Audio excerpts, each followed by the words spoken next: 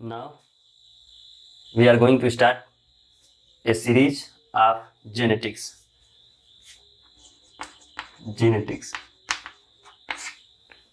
And today we will discuss about the basic concept of genetics, like some history parts of genetics and what is actual meaning of genetics, why we have to need study of genetics. ठीक है, तो genetics से related हम लगभग सारे chapters cover करेंगे इस series में। तो स्टार्ट करते हैं इंट्रोडक्शन पार्ट से। तो अगर जेनेटिक्स की बात करें तो जेनेटिक्स के फादर जो है वो ग्रेगर जॉन मेंडल को कहा जाता है। Gregor John Mendel,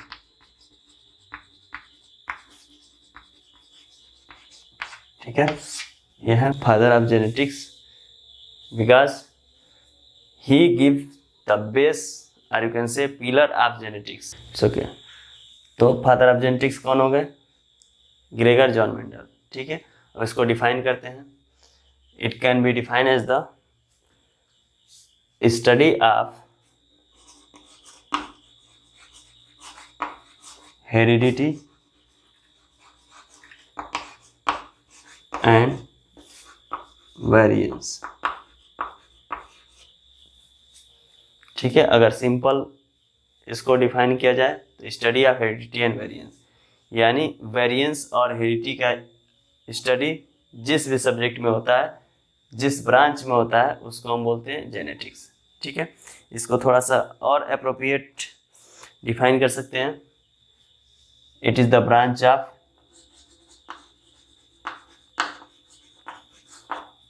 botany, sorry, it is the branch of biology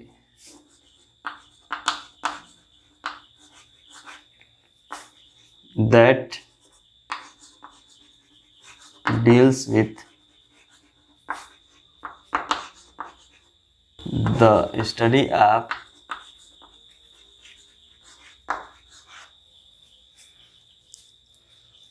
heredity and variation of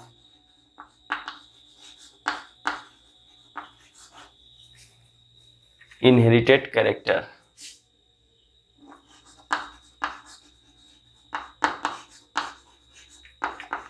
characters कर सकते हैं या ट्रेट कर सकते हैं,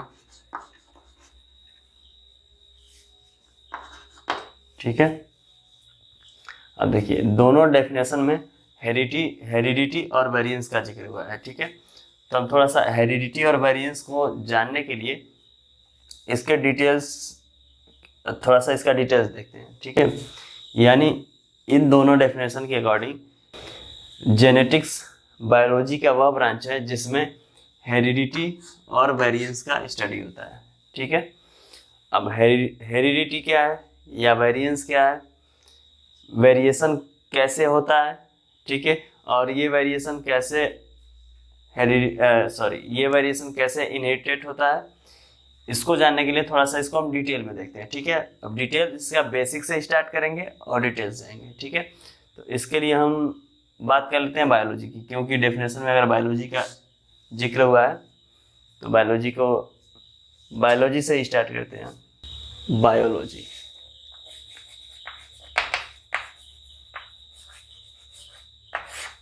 तो बायोलॉजी जो है ब्रांच है साइंस का। सिंपल इसको डिफाइन कर सकते हैं। BIOS means living organism, लोगस means study living organism, ठीक है, और लोगस मीन्स स्टडी। इसको सिंपली कर सकते हैं स्टडी ऑफ लिविंग ऑर्गेनिज्म। इसके फादर कौन थे? Father of biology Aristotle,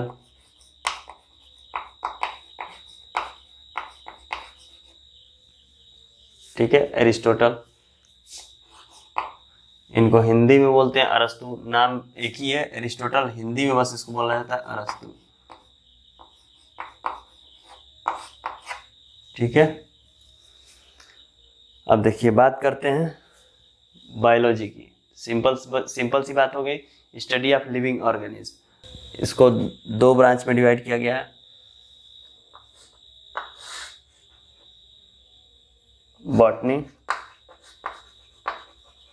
and zoology.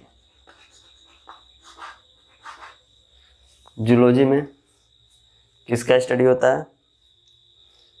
Animals का, ठीक है। बॉटनी में प्लांट्स का।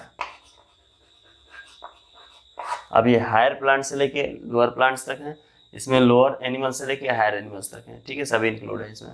एनिमल्स की बात करें, ह्यूमन भी एक प्रकार का एनिमल्स ही है, ठीक है। अब देखिए इसकी हिस्ट्री की बात कर लें। Father of zoology same Aristotle.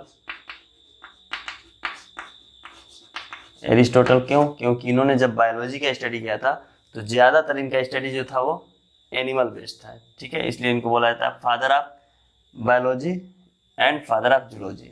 लेकिन अगर फादर ऑफ बॉटनी की बात करें तो ये है थियोफ्रास्टस।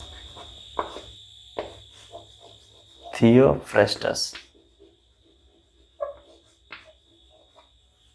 ठीक है, ये है फादर ऑफ बॉटनी।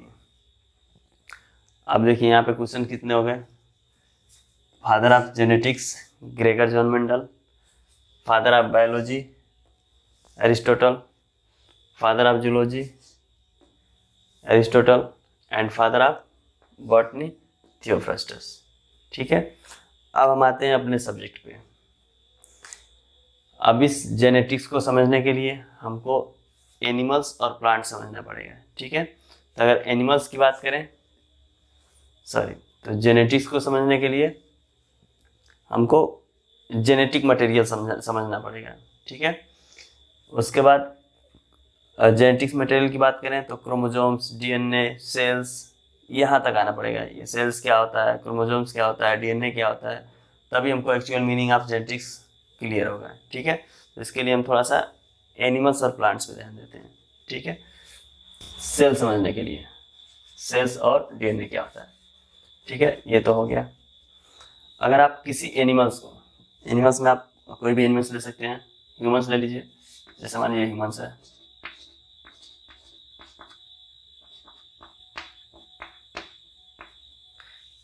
ये दिख रहा होगा एक बॉय की तरह, ठीक है। अगर इसको हम डिवाइड करें तो फर्स्ट डिवीजन कैसे हो सकता है? इसको आर्गन्स में डिवाइड कर सकते हैं, यानी इसके हेड को अलग किया जा सकता है, देन लेग अलग किया जा सकता है, देन हैंड। और इस इंटरनल पार्ट्स को डिवाइड किया जा सकता है, लीवर, ब्रेन, किडनी, लंग्स, ऐसे इसको डिवाइड किया जा सकता है, ठीक है। आर्गन्स में डिवाइड किया जा सकता है। ये टोटल क्या हो गया? ये टोटल हो गया आर्गन्स,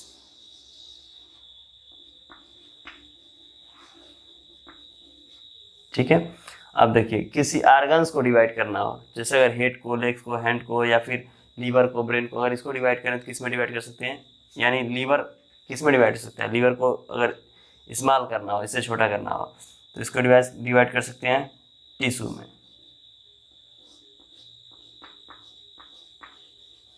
ठीक है। यानी आर्गन्स हो गया जैसे लीवर, ठीक है, आर्गन से मिलकर पूरी बॉडी बनी है। ये हो गई बॉडी, सॉरी बॉय मत लिखिए, आप बॉडी लिखिए, एक बॉडी हो गई, ठीक है। अब देखिए टिश्यू को भी अगर हम डिवाइड करना चाहें, ये टिश्यू क्या है? एक ग्रुप है सेल का, ठीक है। टिश्यू को डिवाइड करना चाहें तो ये किस में डिवाइड हो सकता है? सेल में, ठीक है। सेम, ये तो एनिमल्स की बात हुई। और किसी प्लांट्स की बात करें, कोई एग्जांपल लीजिए प्लांट्स। व्हीट है,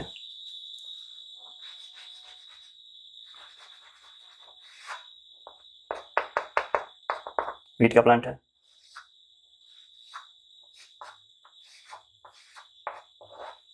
ये प्लांट्स दिख रहा होगा। और इसको डिवाइड करें तो किस में डिवाइड हो सकता है? Simple, spike, leaf, stem, root. ये जो डिवीजन हो रहा है किसके बेस पे हो रहा है? आर्गन्स के बेस पे। ये क्या हो गया? आर्गन्स। ठीक है, आर्गन्स को डिवाइड करेंगे तो सेम लाइक टिश्यू, टिश्यू को डिवाइड करेंगे तो सेल। अब देखिए प्लांट्स में भी सेल है, एनिमल्स में भी सेल है, एनिमल्स में भी टिश्यू है, प्लांट्स में भी टिश्यू है, एनिमल्स में भी आर्गन्स है, प्लांट्स में भी आर्गन्स है। ठीक है, लेकिन डिफरेंसेस क्या है, ये प्लांट टिश्यू है, यहाँ पे एनिमल टिश्यू है, ये प्लांट सेल है, यहाँ पे एनिमल सेल है। जब ये हम सेल्स पढ़ेंगे डिटेल्स में तो ये डिफरेंसेस निकल के आएंगे कि how to different plant cell to the animal cell. ठीक है, ये दोनों डिफरेंसेस कैसे होते हैं, किस बेस पे होते हैं, ये दोनों अलग हैं, क्यों डिफरेंस क्यों है। ठीक है, तो हम जहाँ तक पहुँचना चाहते हैं उस टॉपिक पे आते हैं। ठीक है, तब ये हो गया सेल। ठीक है, क्लियर है।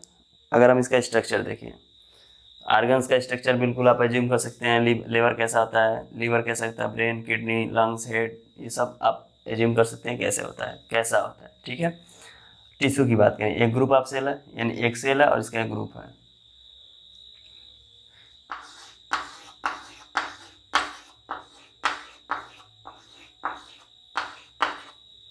ये ग्रुप है सेल का। ठीक है, ये रेगुलर भी हो सकता है, रेगुलर भी हो सकता है, किसी प्रकार का हो सकता है, ऐसे भी हो सकता है। अब ये टिश्यू, ये भी एक ग्रुप ऑफ सेल ही है।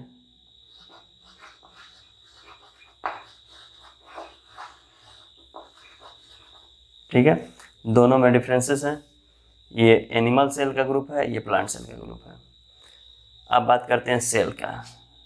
अगर सेल की बात करें तो ये एक सेल होता है, ये एक सेल का स्ट्रक्चर है।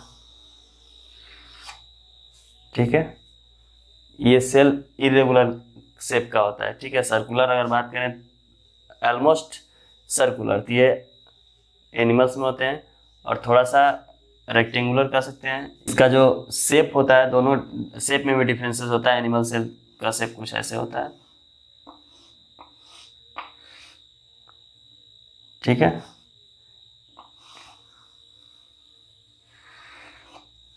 इस टाइप से एनिमल सेल हो सकता है। तो कोई एक सेल सपोज करके हम अपना आगे का डिस्कशन स्टार्ट करते हैं। ठीक है, ये सेल है, सेल के अंदर एक होता है न्यूक्लियस, ये होता है न्यूक्लियस। ठीक है, सेल के अंदर क्या होता है, न्यूक्लियस।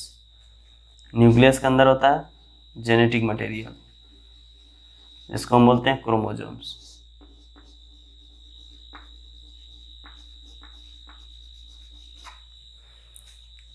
क्लियर है। अब इसके अंदर ऑर्गेनेल्स भी होती हैं, सेल ऑर्गेनेल्स, जैसे Golgi body, mitochondria, chloroplast, lysosome, endoplasmic reticulum, इस टाइप के बहुत सारे ऑर्गेनेल्स होते हैं। ठीक है, इसके अंदर लिक्विड मटेरियल भी होता है जिसको हम बोलते हैं साइटोप्लाज्म। न्यूक्लियस के अंदर भी लिक्विड मटेरियल होता है जिसको बोलते हैं न्यूक्लियोप्लाज्म। इसका हम डिटेल्स पढ़ेंगे जब हम सेल पढ़ेंगे। ठीक है, अभी सिर्फ जेनेटिक समझते हैं, और सेल क्या होता है, टिश्यू क्या होता है, इसको समझते हैं। ठीक है, अब देखिए, अब यहाँ से अगर सेल को डिफाइन करना चाहें तो सेल को डिफाइन कर सकते हैं। Cell is the basic functional and structural unit of life, या फिर कह सकते हैं ऑर्गेनिज्म। ठीक है, डेफिनेशन देखिए, cell is the basic functional and structural unit of life, और यू कैन से ऑर्गेनिज्म। ठीक है, अब सेल को बेसिक स्मॉलेस्ट भी बोल सकते हैं, बेसिक एंड स्मॉलेस्ट।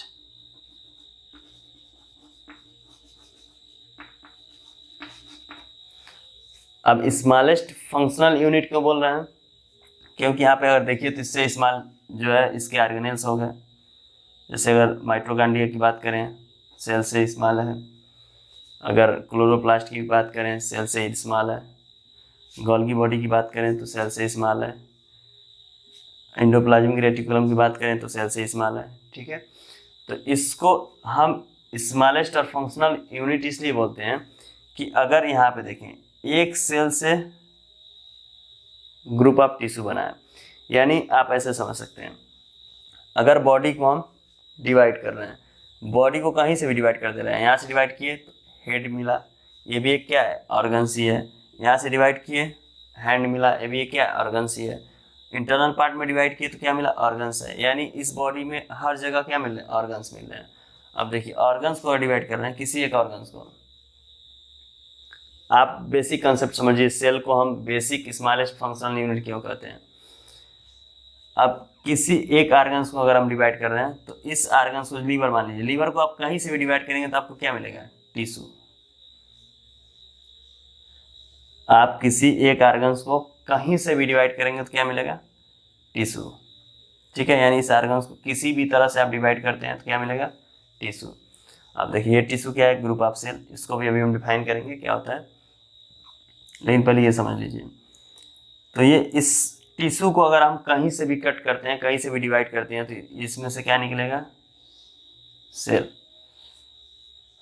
ठीक है, यानी एक सेल को ऐड करके हम टिश्यू बना सकते हैं, और टिश्यू को आप सेल को ऐड कर रहे हैं, ठीक है, सिमिलर फंक्शनल, ठीक है, या सिमिलर स्ट्रक्चर वाले सेल को ऐड करते हैं, सिमिलर फंक्शनल वाले सेल को ऐड करते हैं तो एक टिश्यू बन जाता है, और इस टिश्यू को ऐड करते हैं तो एक ऑर्गन्स बन जाता है, और सभी ऑर्गन्स को ऐड करते हैं तो बॉडी बन जाती है। दूसरा कंसेप्ट समझिए, अब यहाँ पे अगर हम इस सेल को कट कर रहे हैं कहीं से भी तो हमको सिर्फ एक ही ऑर्गन्स नहीं मिलेंगे। अगर यहाँ से कट कर रहे हैं, मान लीजिए यहाँ से हम कट कर दिए, क्या मिला यहाँ से क्लोरोप्लास्ट, यहाँ से कट किए तो गोल्गी बॉडी मिल गया, यहाँ से कट किए माइटोकॉन्ड्रिया मिल गया, यानी अब हम सिर्फ एक माइटोकॉन्ड्रिया को इकट्ठा करके सेल नहीं बना सकते, या फिर एक क्लोरोप्लास्ट को इकट्ठा कर दें क्या होगा सेल नहीं बनेगा, यानी अब ये नॉन फंक्शनल हो जाएगा। फंक्शनल क्या होगा सिर्फ सेल तक ही फंक्शनल है। ठीक है, क्योंकि सेल के अंदर सभी वो कंपोनेंट्स पाए जाते हैं जिससे एक कंप्लीट ऑर्गेनिज्म तैयार किया जा सके। ठीक है, सेल को डायरेक्ट प्लांट्स की बात करें, सेल को डायरेक्ट कल्चर करके एक नया प्लांट्स तैयार किया जा सकता है, लेकिन सिर्फ माइटोकॉन्ड्रिया की बात करें, माइटोकॉन्ड्रिया को अगर कल्चर करके नया प्लांट नहीं तैयार किया जा सकता है। ठीक है, या फिर इसके किसी एक ऑर्गेनेल से कोई एक नया ऑर्गेनिज्म नहीं तैयार हो सकता है, लेकिन एक सेल से नया ऑर्गेनिज्म तैयार हो सकता है। ठीक है, that's why we call cell is the basic smallest functional and structural unit of life, यानी ये जो सबसे छोटे से छोटा पार्ट है, इस बॉडी का सबसे छोटा पार्ट ये है जो कि फंक्शनल है। ठीक है, और यही स्ट्रक्चर बनाता है। ये क्या करेगा सेल टिश्यू बनाएगा, टिश्यू ऑर्गन्स बनाएंगे, ये स्ट्रक्चर बनाता है। ठीक है, फंक्शनल होता है, इसलिए इसको बोलते हैं basic smallest and functional unit of organism. Clear हो गया cell. Now comes to the tissue. Tissue क्या होता है, अब देखिए इसको समझने के लिए आप एक छोटा सा एग्जाम्पल समझ लीजिए। यहाँ से इसको हटा देते हैं।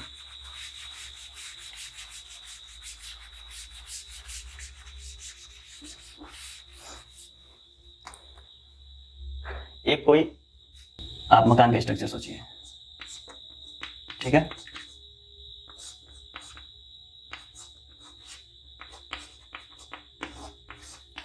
ये मकान है। ठीक है, देखो मैं अगर इसको आप डिवाइड करें, डिवाइड कर सकते हैं किसमें, इसका रूफ हो गया, रूफ के बाद वाल हो गया, डिफरेंट टाइप के वाल हैं। ठीक है, डिफरेंट शेप के वाल हैं। अब रूफ को भी अगर डिवाइड करेंगे तो इसमें क्या मिलेगा आपको ब्रिक्स, और वाल को भी डिवाइड करेंगे तो क्या मिलेगा ब्रिक्स। ठीक है, यानी इस होम को, इस हाउस को अगर आप कहीं से भी डिवाइड करेंगे तो आपको क्या मिलेगा ब्रिक्स।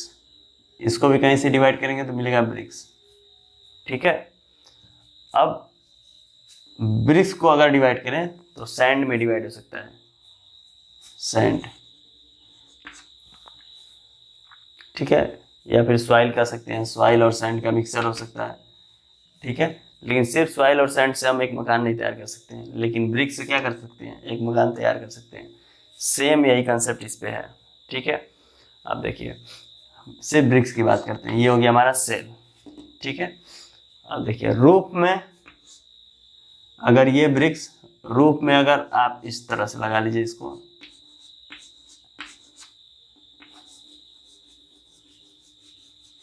ठीक है,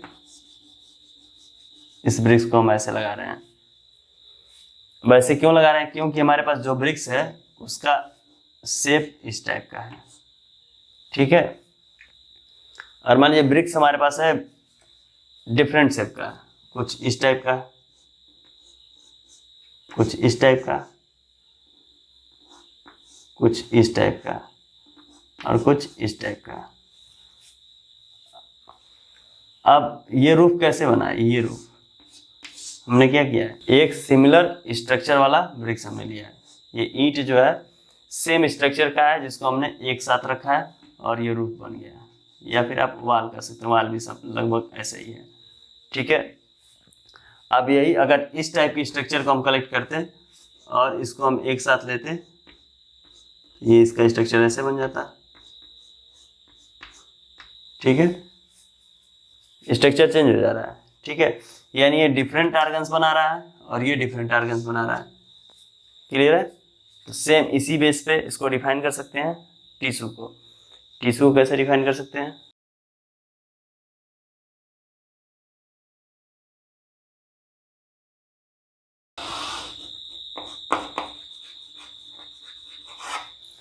tissue can be defined as the a group of cell with almost similar function, with almost similar structure, almost similar structure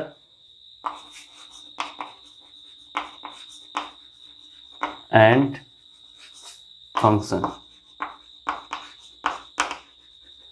same जैसे अभी देखा आपने कि जब एक रूफ फॉर्म हो रहा था तो उसमें सेम स्ट्रक्चर वाले ब्रिक्स लग रहे थे तो एक शेप मिल रहा था, ठीक है।